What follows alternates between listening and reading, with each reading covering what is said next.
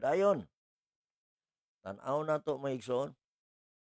Note, in view of these passages, how can so many make the error into the worshiping of the day of the sun god?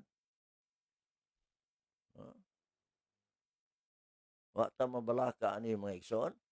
Sa pagtan-aw niini nga mga tudling, sa unsang paagi nga daghan ang makahimo sa sayop ngadto sa pagsimba sa adlaw nga Dios, no?